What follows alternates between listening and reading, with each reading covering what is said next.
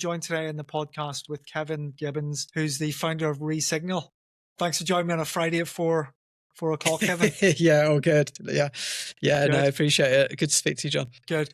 Well, listen, we've got a number of questions. Basically, the way we do this is we always get a leader on, try and get to know a little bit more beyond what we know on LinkedIn from all the awards and stuff.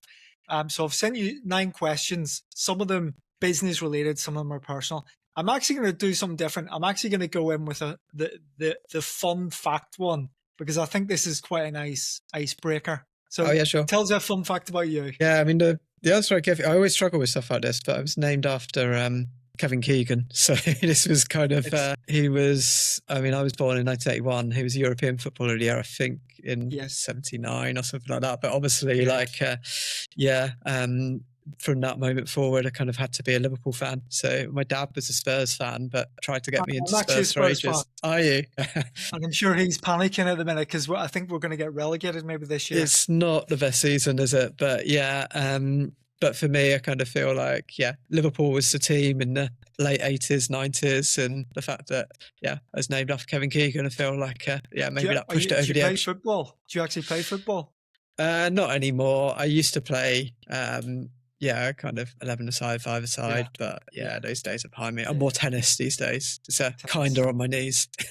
Yeah, I'm sure. Well, listen, that's a good way to start. First of all, we have similarities because my wife's from Hamburg, and obviously Kevin Keegan played for Hamburg the year he won the European. Yeah, he did. So we kind of have a little bit of a connection there.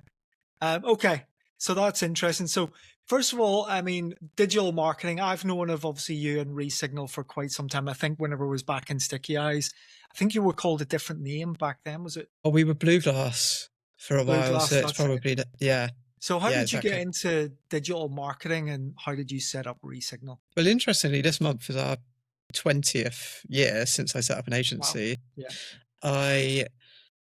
It kind of started in 2003, really. I was on a placement year at uni, and that sort of age where you're trying to figure out what you like and what you don't like.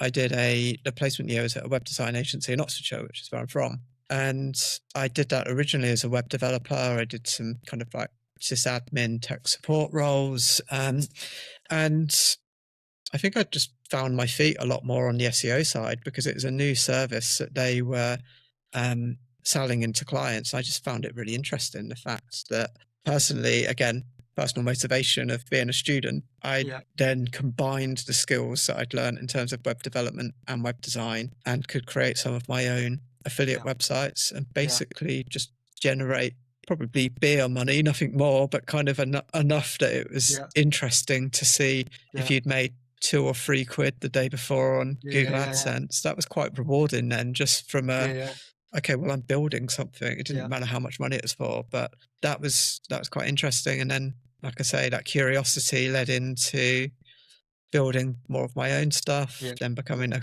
freelance consultant. And I think there's a lot of journeys like this where people almost fell into SEO a little bit, but I was a good example of that. I then took a web development job that, again, I was okay at that, but it wasn't really my passion. And SEO then became something that I did freelance while spending a year traveling in Australia. And it kind of grew from there. I ended up, like I say, not really expecting too much, but ended up winning some clients on a freelance basis. Brilliant. My plan was to go back and get a job. And when I returned, which was 2007, I basically realized I already had one. What I'd been doing, actually under an agency name at that point, I set up a brand called SEO Optimize, became an agency further down the line, and kind of took that on as that was my new job. So that's brilliant. It's interesting because I spoke to Ben Foster. You must know Ben Foster from SEO Works. And he kind of had a similar path. He started off, he obviously studied kind of media in university, and then his first job was web design.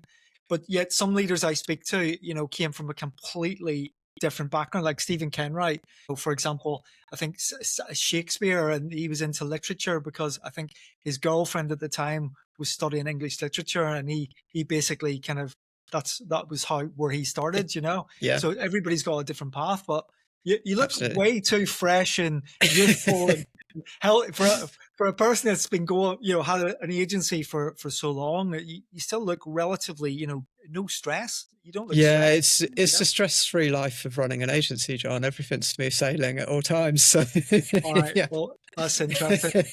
Okay. Well, listen, I know we've got quite a few questions, so that was good to know. I guess switching off when you're not in the office and you're not obviously winning awards and doing all the things that you have to do, what do you like to do outside work? I mean, I've always been pretty sporty. So I think kind of, like I say, I'm on the tennis court and yeah, even if it's just going for a walk or something, but having a bit of balance in terms of, yeah, health and fitness. Yeah. For 1-year-old daughter who keeps me very busy. So yeah, kind of outside of that. And yeah, and again, I think kind of understanding the balance of what you do and when you do it and stuff like that, I think is really important as well. And yeah, I think in terms, like I say, kind of longevity of running an agency, you have to look after yourself. You have to be enjoying it. You have to make sure that, again, it's not all consuming and it's kind of, it is when it needs to be. But equally, you need to be able to switch off. And I think that's an important balance of you can't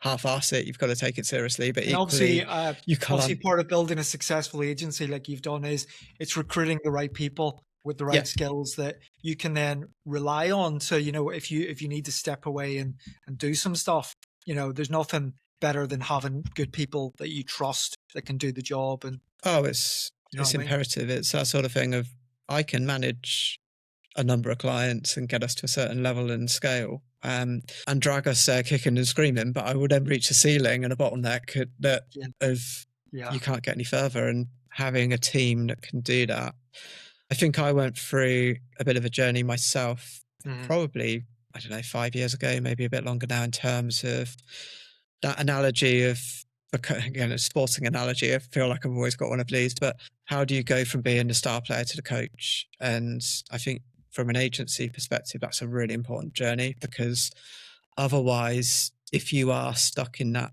star player role, and I say it in a way where that it's not a positive to be front and center of every pitch, every client, every conference, because it's just not sustainable. It's not scalable. You need a team and you need to spread the load. And then how do you help them to do some of the stuff that you did before? And that helps you to reach the next level. Obviously, if you want to attract talent, be smart, ambitious talent, they would want to work for an agency where the owner, the founder of that company is going to give them the opportunities to grow. Absolutely. If they felt stifled, and saw that Kevin's always going to be doing absolutely everything, it would kind of put you off. So yeah, it's good that you've done that. Exactly. And again, there's a balance of sometimes you have to roll your sleeves up and do what you need to do. And I think that's a good part of it. But equally, there's other areas where it's, okay, we've got a leadership team for a reason. Listen, before you move on to the next question, I think you're quite humble because you've not mentioned something here about switching off. I'm looking at the website version of your editorial and you've got a lovely medal that looks like you've just completed a marathon. So yeah, you obviously run marathons as well. I did. Yeah, 2021. It should have been 2020 and obviously got postponed. It got postponed 18 months in the end. So it was in October 21 and then I did it in 22 as well. And yeah, I think, like I say, stuff like that, I like to have a goal or something that I'm aiming towards, and that was a good thing to do. That said, I feel like I've done it now.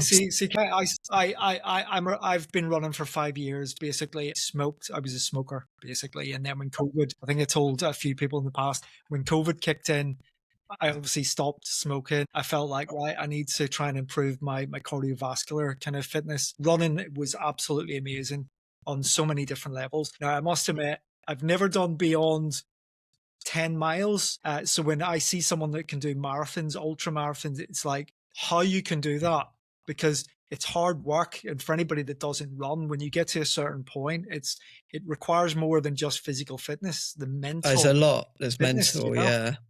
So I certainly remember reaching mile 17 in particular for London Marathon and thinking, I've got 9 more miles of this to go. And it's literally like you can't think like that straight away. I'm like, no, it's where's the next water station? When's the next mile marker? Like you just have to think almost like literally one step at a time. But otherwise, mentally, you're done.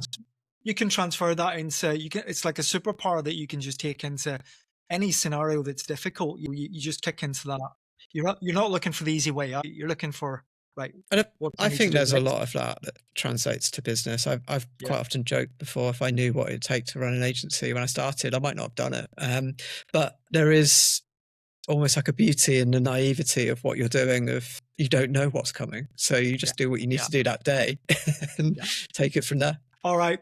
Next question I've got for you is, so what is your favorite podcast and book? It doesn't have to be this year. I mean, let's look at the last year. Is there a specific book that you're currently loving, or what podcast you kind of go to?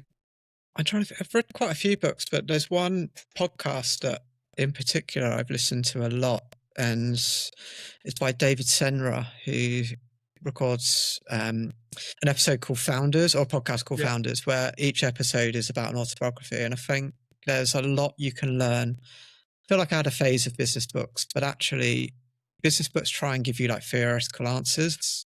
Biographies and autobiographies tell you what actually happened to this person and what's their transformation, etc. And I think there's a lot that you can learn from who people are influenced by. Like I just listened to an episode on Steve Jobs, and everyone just thinks that Steve Jobs was a genius, but a lot of what he based himself on was Edwin Land from Polaroid, and Edwin Land would have had mentors and etc. yeah, And like, basically, there's a yeah, lot you can learn from history yeah, that feeds into, again, like looking at running an agency today. There's a lot you can learn from David Ogilvy, for example, and there's stuff that it doesn't necessarily just have to be current. In fact, I would yeah, encourage there's a lot that you yeah, can learn from the past of yeah. what people have done. So that one really stands out for me. That's good. And I agree. I agree 100%. And to be honest, it's kind of why I enjoy doing this, because, it's nice to see a different dimension of all the different people that are behind the agencies, and also who work in digital, to see, what do you listen to? Where do you get your influence from? Because it's nice to learn that from others. Yeah, absolutely. Okay, so we've covered that question. I'm looking down the list. One dream client. Okay. If there was a client, I know everybody's going to have a certain way of answering this. Take off the shackles. If there was an opportunity to win a client in the world of digital marketing, who would that be? Who would that dream client? What would they look like? Who would they be? Yeah, If possible? it's interesting, isn't it? 'Cause I think there's certain brands that would be amazing to work with. I do feel like we are in a lucky position where we do work with some great clients, ASICS, Under Armour, Yeah. and Brown. And for us, again, it's kind of almost like coming up from a position of gratitude of what we Yeah. have. Yes. Yeah. And also, you don't know what clients are going to be like until you work with them. So all of Yeah. those clients, for example, Yeah. are great clients in terms of the team that we work with as well, and the way that we collaborate. Yeah. So you don't know what you're going to get with someone that you haven't worked with before. Yeah. So sometimes it might be careful for what you wish for. But Yeah. There was I'll not mention the name of this person or the agency, but they mentioned that they went for a pitch for a massive brand that they had been trying to kind of basically win for many, many years. They got down to the last three, which they were absolutely delighted about. And they were so excited when they got in, and they then went through the process of what was to come next. They had to walk away from it, basically, because the demands from that client and how much investment the agency would have had to put in, with very little guarantee that there was going to be a big long-term commitment. So I do understand it's a tricky question, isn't it? yeah, from the outside, I mean, there's obvious, like Apple is a good example of products for a long time. It sounds like, again, it's a great brand. But yeah, I think, like I say, kind of e-commerce perspective, we'll have dream clients, and actually we've asked our team who their dream clients are as well, because that factors into targeting and who we look to speak with and build relationships with. Actually, my daughter did ask me to ask you this question this morning. This is something I've kind of started, where I get my on the way to school with my daughter, my little 9-year-old. I kind of tell her a little bit about, like today I said, Kevin, I'm going to interview Kevin. So a question she made me ask the previous person was, what board game do they like? Okay. The question I've been asked to ask you is, what's your favorite movie? Which kind of fits in with this question, actually, that I've just put to you. What's your favorite movie of all time, if you could? I feel like there's not that many movies I watch again and again. One I loved that over the last couple of years was Air.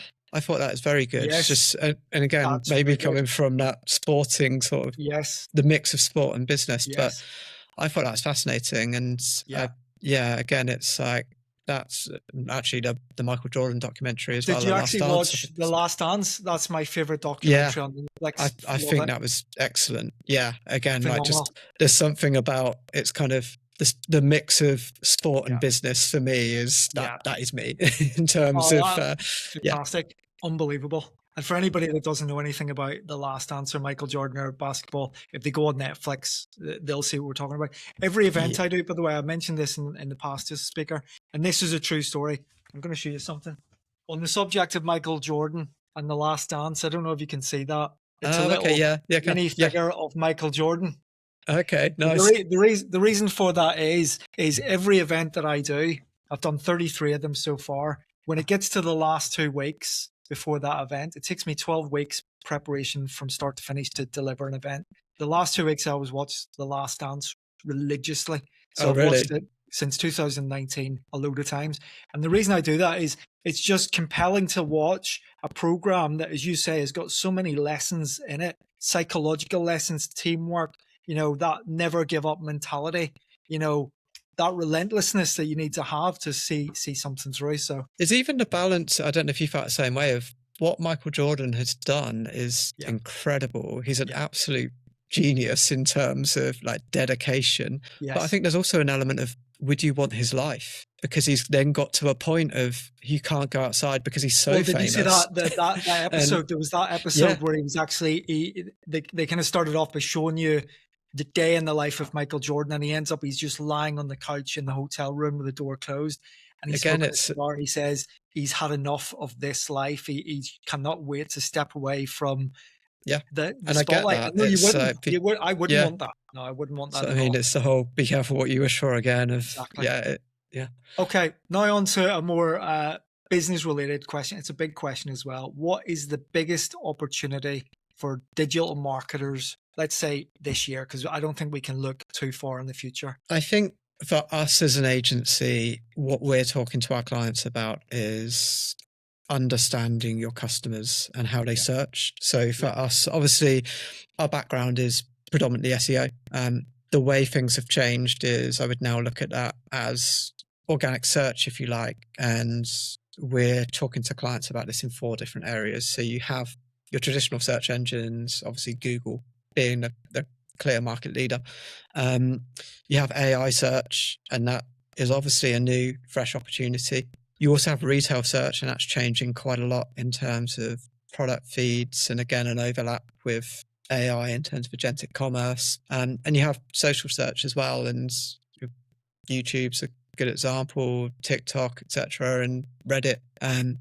I think really it's very much understanding your customer. The answer might not be some of those that I've mentioned, but it might be others. And it's the more that you can understand where it is that your customers are searching, the more you can then capture them in the right places. So for me, it's then kind of understanding that and then turning that into a strategy of how do you capture that demand. Yeah.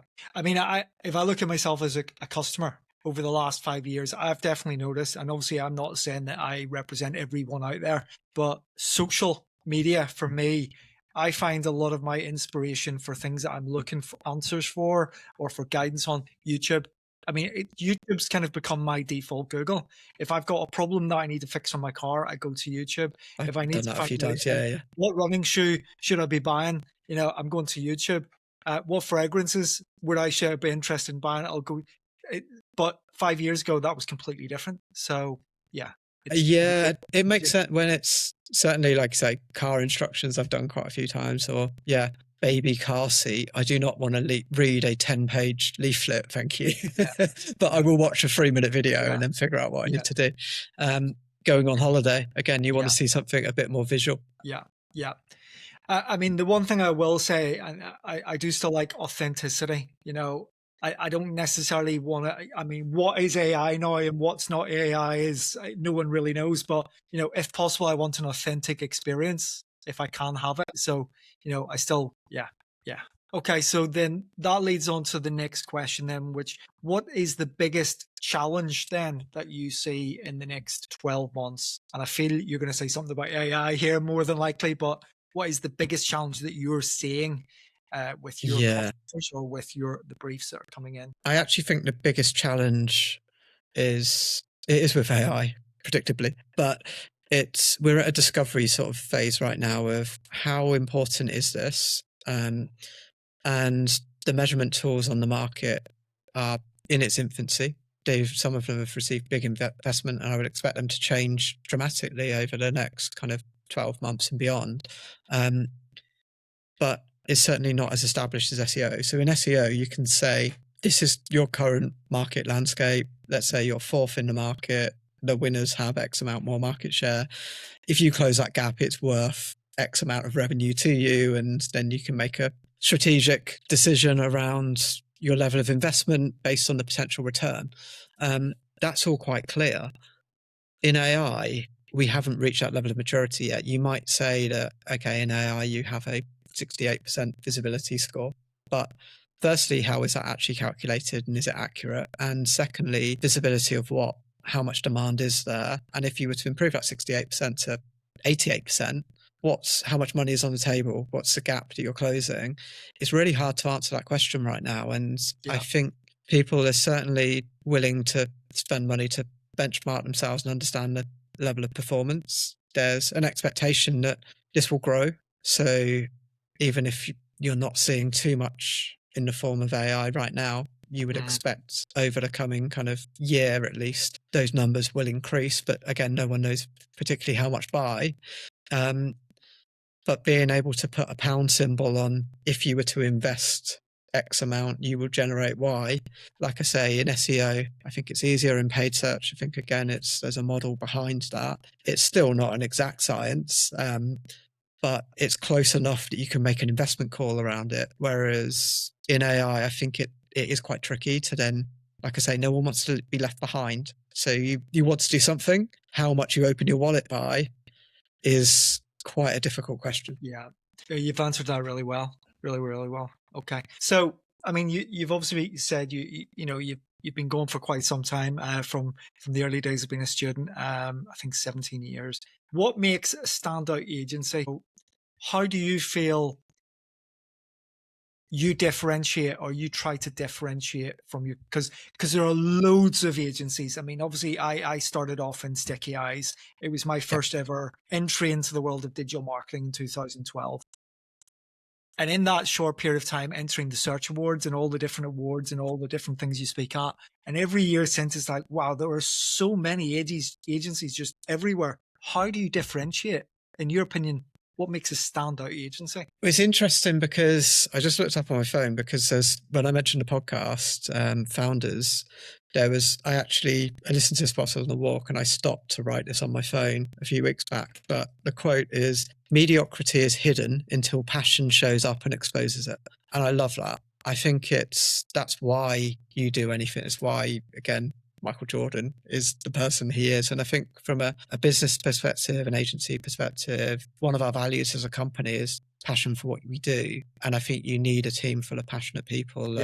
You can't just hire for the job. You have to have people who are curious, that will evolve with you. It's too fast paced. And I think not being able to settle for what you're doing, and SEO is a good example of this. Isn't a checkbox exercise if we've done X, Y, and Z. It's no, how do you actually, I think if you do, I would kind of say, if you do best practice SEO, you just become average because everyone else is doing that. It's actually, how do you experiment, learn, push the boundaries, and don't take no for an answer. I think a lot of it is that mindset of what we're trying to do with our clients is push them significantly beyond where they are right now. Yeah. And also, you don't have all the answers. You have to test, learn, experiment, refine. Yeah. So I think, like I say, that mindset of being able to take that on board and not just accept, okay, I've done that, tick, is really important. Yeah, good. And you've obviously backed that up over the last number of years, because clearly you don't build an agency like you've done and win all the awards and all the accolades and bring clients on like ASICS, Under Armour, and Brown, unless you're doing something bloody good. You know what I mean? Absolutely. And again, I always look at the awards as a byproduct of what we're doing. Is how do we deliver outstanding work and results to our clients? And then if we do that, that's what we're here to do first and foremost. But if then if we can celebrate that success, that's great. But the reason we do it, like I say, is again that passion for what we're doing and pushing ourselves and our clients forward. I think Resignal have won a hell of a lot of awards, because I always remember, I always remember over the years always seeing the promotional stuff that you guys do about it, and it's like, wow, European awards, all the different stuff. It's been a big thing for us, for sure. Yeah. Listen, Kevin, that's all the questions. So as far as the kind of the main podcast element is done, the only thing I always finish off with is there anything that you would like to share about anything exciting coming up over the next number of months regarding your business?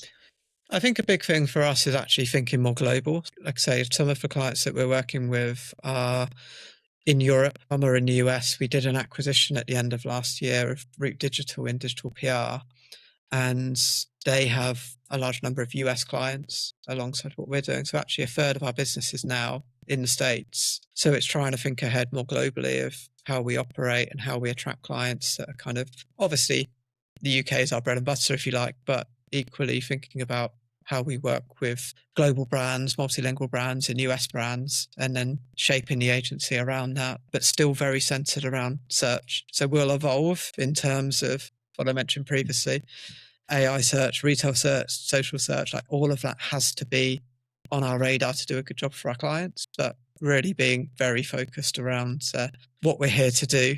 Kind of from a search perspective is absolutely key. Okay, well, listen, Kevin, thanks very much for taking part today. Again, I'll include links to obviously Resignal and how people can find you, connect with you. But thanks very much for getting involved. Happy to help. Yeah, really good discussion.